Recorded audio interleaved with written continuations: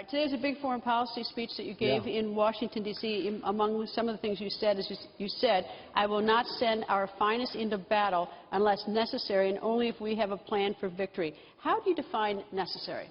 Well, necessary and victory. Number one, I define necessary is protecting our country. That's what necessary is protecting our country. Which is, we don't look at it that way. And it was interesting, it got a big hand, that picture, because I said, I'm only going to send them in if we're going to win. We have to win. We don't win. And, you know, as a country, you can look at trade, you can look at, we don't win anymore. We just don't win. But even with our military, we have these incredible people, but we're not taking care of them properly. It's being depleted. Our vets are being taken care of horribly. That's going to change immediately, that I can tell you. But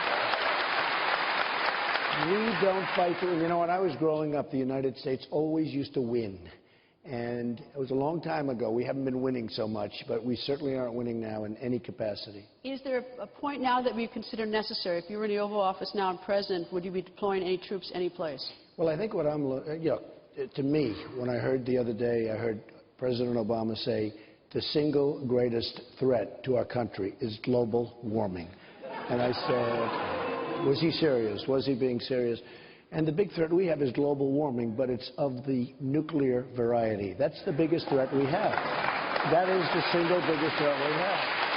And frankly, if it weren't for that capability and the incredible power of weaponry today, I would have been out of there a long time. I said, and you know this because I've been saying this to you for years, don't go into Iraq, don't go into Iraq, because we totally destroyed the balance of power. We destroyed the whole equilibrium of the Middle East, and now Iran is taking over the Middle East, and it's terrible. I mean, if we didn't do anything in the last 15 years, if we just forgot the Middle East was there, we would be in such great shape today by comparison to what we've done with the migration, with people pouring into our country, which is Obama's fault in all fairness, because we're taking tens of thousands of people into the United States. We have no idea, Greta, who they are. There's no documentation. There's no paperwork.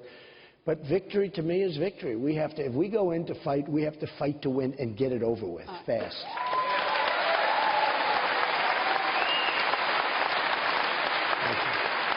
You brought up the issue of nuclear weapons. In January, North Korea did its 4th nuclear test, and the reports now South Korea says a 5th test, nuclear weapons test in North Korea is imminent.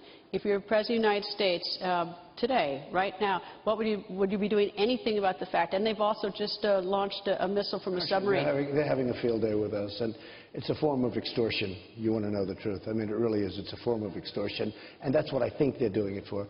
But look, you have South Korea, we protect them, and they're a monster in terms of economics, okay? Anytime you order a television set, whether it's LG or Samsung or whatever it comes from, essentially South Korea, they build the biggest ships, they build everything.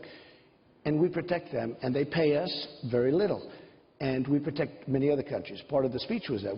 We have to get reimbursed. You know, so what would you do about North Korea? Here's what we do. Here's what we do. China has tremendous power over North Korea. Tremendous, beyond anybody. Now, they don't tell us that. They like to tweak us and say, well, we don't really. They have total control. China can't even survive without us because economically they've been ripping us for many years to come. I mean, they've been sucking our blood. I look at Indiana, How do you the get jobs. them to act? No, you tell them. We're going to either, you're going to have to straighten out this North Korea problem, or we're not going to be doing so much business with you. They don't do so much business with us, Greta. They would have a depression the likes of which you've ever seen. We have tremendous power, economic power over China. And I want to get along with China. We're going to get along with China. But China can strangle because it comes in through China. And China's powerful. China can strangle North Korea. It can make them, bring them to the table. How fast could you operate? Because North Korea is going to do another test. I think it can be very, very quick.